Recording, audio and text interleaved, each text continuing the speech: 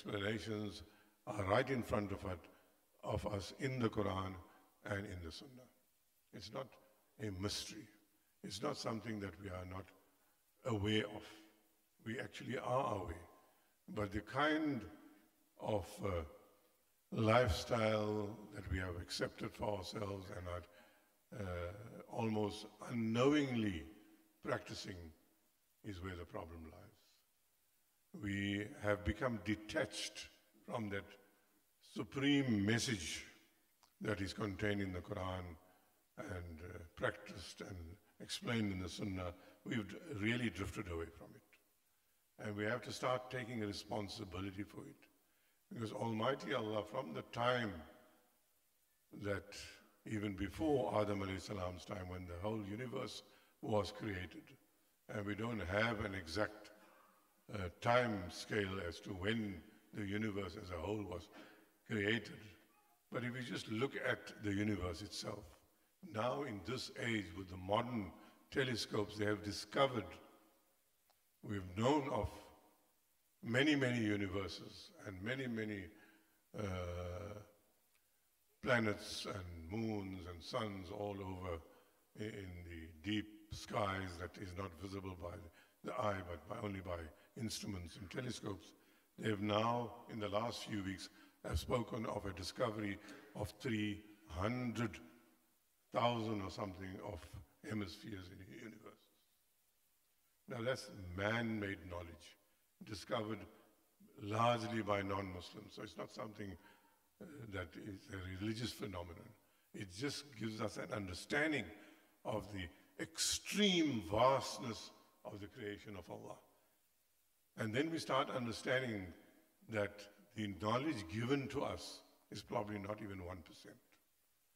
99% plus knowledge is still with Almighty Allah. And that a lot of that knowledge is within the realm. It's not kept away. There are certain aspects that are kept away because of the nature of the human body and the nature of human creation. There are certain things which we will learn and experience in the year after. The physical body is not able to absorb that, but the knowledge exists. But the knowledge that's available to us, when I say 99%, I'm referring to that knowledge which is actually available.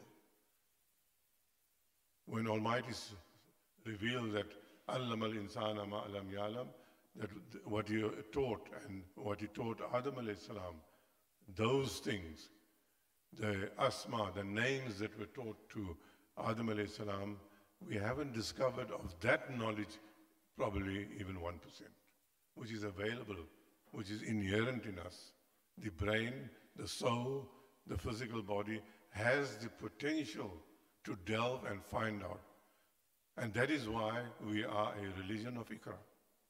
You have to constantly be probing. You have to be constantly researching. You have to be constantly be involved in tazkiyah, purification of the soul. It's all part. It's not just discovering knowledge and practicing. You also have to reform. Therefore, when you are told in the Quran to look around you and study and absorb what is around you, in the same verse or the next verse you are told, look into yourself. Because a large percent of the knowledge that we acquire and still have to acquire is within us. Study your soul, study your heart. How does it function?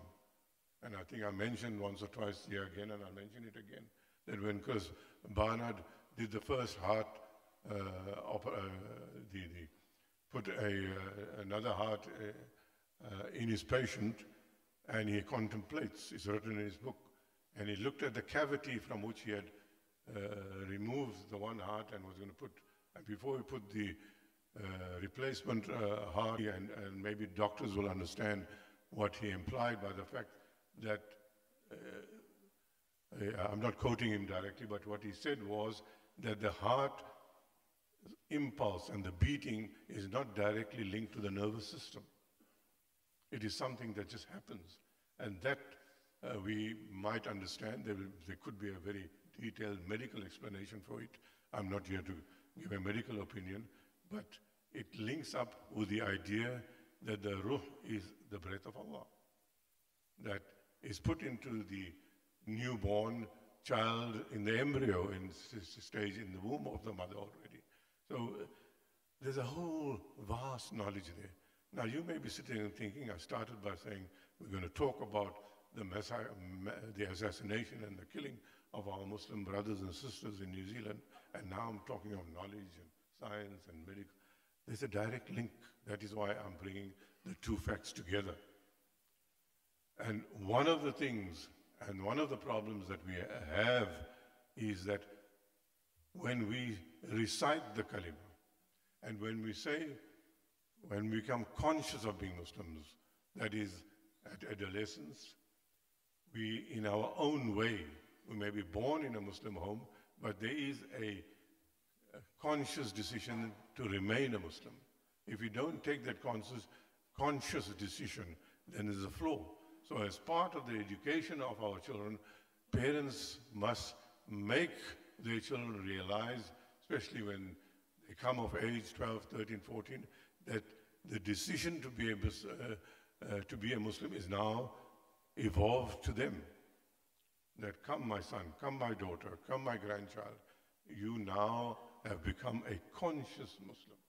Not by default, by being born in my house. I'm a Muslim, so you're a Muslim. That doesn't work in Islam. You have to get your child to accept Islam consciously. And if you bring them right, that happens automatically. You don't have to now sit them down and give a bayan. And you've cultured them and brought them up in such a way that they don't have to be even told to become a Muslim. They consciously are Muslims by that age. Very briefly, and I want to end a few minutes earlier today, so I am going to be partly brief, or largely brief. There's two things that I need to highlight here. And the first one is that there is no way that we can move away from accepting our collective responsibility as the Muslim Ummah, that it is our duty. It is our duty via dawah to lead the world. It's not a choice. Muslim governments, Muslim communities, whether they're in minorities, whether they're in majority, whether they're in Muslim countries, whether they're in non-Muslim countries, have the collective responsibility to take care of the entire world, all denominations, all religions, and not just human beings, but also take care of everything created that you can observe with your eyes or feel with your heart. We are responsible. That is what it means to be a Muslim. You take a responsibility for the welfare, not just of Muslims, not just of animals and plants, but of entire humankind. Everybody. It is our responsibility. It is a fard. It is compulsory. Like zakah is compulsory and salah is compulsory and everything else, and hajj is compulsory, so also reaching out to humanity is also compulsory. We cannot live in a cocoon. We're not allowed to live in a cocoon. Because if they're sinning outside, and even if the sins are being committed by non-Muslims, we don't even include Muslims. If we just talk of the sins of non-Muslims, if we're not exercising that overall responsibility towards mankind as a whole, then we are guilty. And even if we lead 100% exemplary life without having committed a single sin, without having raised your eyes at a foreign woman to glance at her even once in your life, never missed one of your 5 salahs in your life, never missed if you liable to give zakah. You had the money, you went for hajj. You did everything perfectly, 100%, not 99.9, but 100%.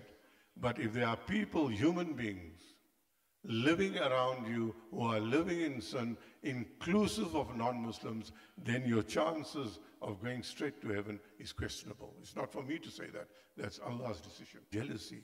I never was greedy for money. Now why? I'm in line for being accounted. Why am I not going without being accountable to heaven? Then the angels will say, with Allah's permission, then my friend Ahmed, Muhammad, Ismail, very well, we accept what you did, but your neighbor wasn't suffering. Your neighbor will now stand up and say, Ahmed never told me of Rahmatul Lil Alameen. He never told me of the character of the noble Prophet Sallallahu Alaihi Wasallam. And that would become a major sin which only be understood by you on the Day of Judgment. So we have to be very, that responsibility of a Muslim is right on top. It's right on top. Every time, worry about man. And the second most important requirement, there are many, but in the context of the happenings of today, we have lost total, absolute control of the real education of our children. We have lost absolute, total control of real education of our children. And I'm not talking of education in Muslim schools. I'm not talking of education in classes that happen in Masjid. I'm not talking of in Darulooms and different centers. We simply, in every avenue, whether it's the biggest of Darulooms or whether it's small institutions that give Islamic study diplomas, and everybody in some way or the other. And now don't get me wrong, I'm not condemning a single Darulum. I'm not talking even against them. I'm merely stating a reality, that the kind of spiritual vibes that these religious teaching institutions should be imparting of revival. Don't talk of change. First look at ourselves, first look at my errors before I look at other people's errors. My focus must be on my own weaknesses. My focus must be on the weaknesses of my own family and then the community I'm living in.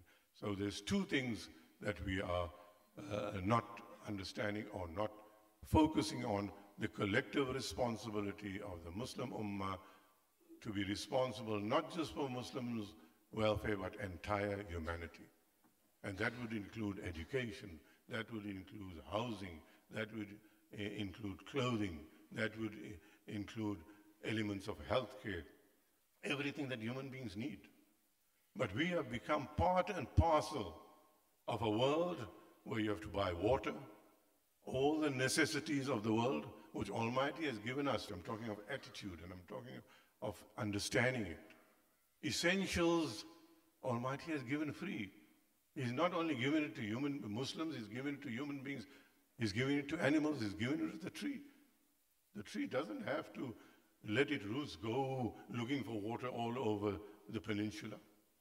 Somehow it finds it within its vicinity. Who's giving it that water? Almighty Allah. You are not giving it. How many of the trees are we watering? We may water our flower plants at home, but all the big trees and the pine trees that you see all over, who's giving it water? So Almighty, and the Quran says it over and over, Allah says, I have taken responsibility. And He's given us certain responsibilities. And Almighty is not going to step in if we don't carry out our responsibility. He'll wipe the slate clean and deal with it on the Day of Judgment. But He's not going to come and say, I made Muslims responsible for mankind. You're not carrying out the duties, so I'm now going to come back and do it. That's not going to happen. Therefore, these kind of incidents are taking place. That fear, that khawf that non-Muslims had for Muslims is gone, because what example are we? What are we showing the non-Muslim world about the goodness of Islam or Islamic behavior? What are we showing them? People don't know that. That person or those 4 or 5 people that have been arrested, go and cross-question and find out what made them go berserk. Why did it become, whatever names we might give them, extremist? What made them like that? You and I are guilty in a way.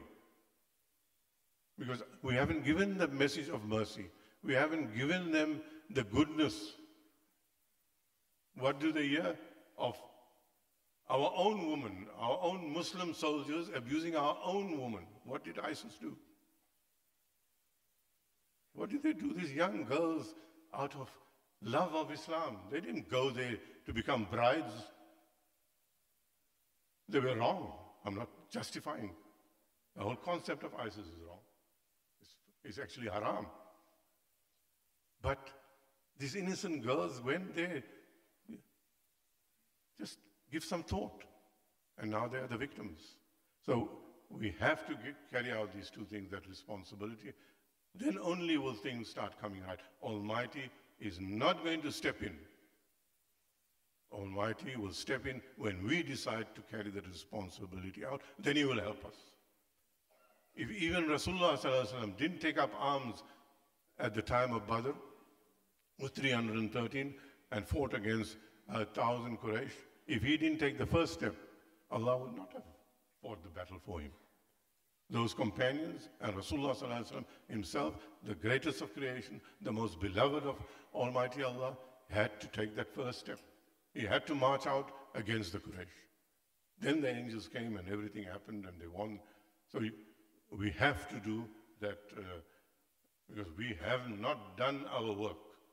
Our history gives us many examples of how Islam spread, how we were welcomed in Spain. The Orientalists can give another history. We were welcomed in Spain. We were welcomed when the companions went to Sindh and Indo-Pak. When the Muslims went 600-700 years ago to Malaysia and Indonesia, they were welcomed. Was Rasulullah ﷺ himself not welcomed to Medina with open arms and live with us, we'll see to everything? Can that be envisaged and thought of in the time and the age that you and I are living in? Is there a place in the world where you and I will be welcomed? Just think about it. Don't have to answer it, just think about it. Who's going to welcome us anyway? It won't happen. All right, I'm just going to read two pieces, or rather one piece to cut it short, from really want to understand what's happening in this time and age. Among other ulama and scholars, his books should be read because it gives you a clear understanding. And he says, it's a few lines, I'll read that and conclude. O Muslims, for how long are you going to spend your powerful forces with which you conquered the old world in a narrow and constricted field? For how long is this tremendous flood, which previously flowed with civilization and governments, going to be confined in this narrow valley where its waves are clashing with each other? Our history today is we're clashing with ourselves. That's what we have become. That's not the Islam that is revealed in the Quran.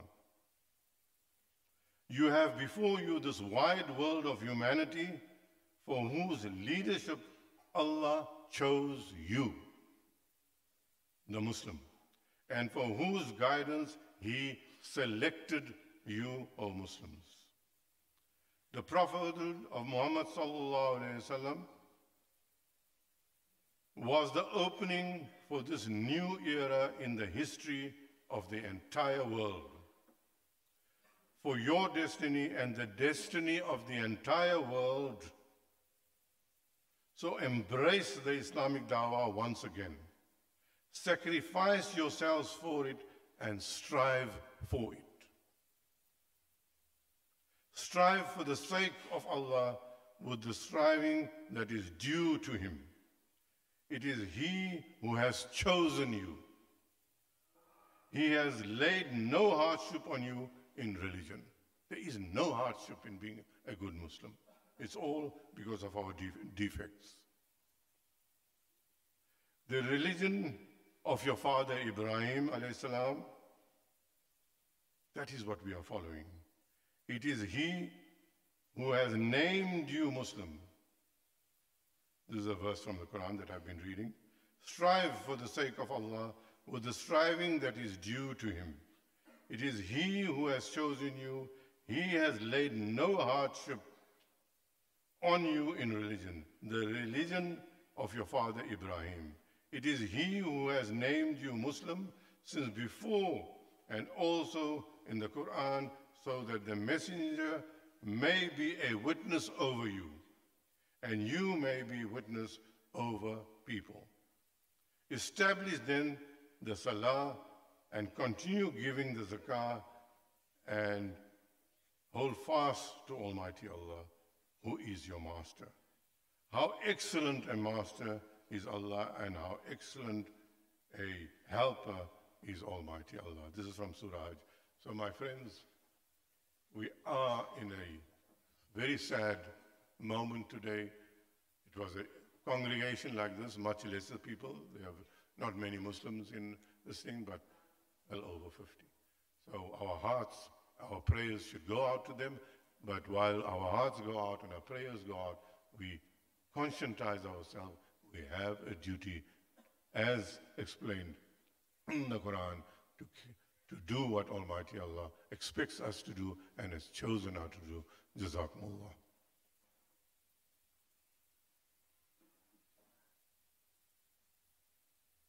Jazakumullah khairan to Maulana. Inshallah, yes, indeed, our du'as goes out to the people who have been massacred. We make dua that Allah subhanahu wa ta'ala grant him Jannah.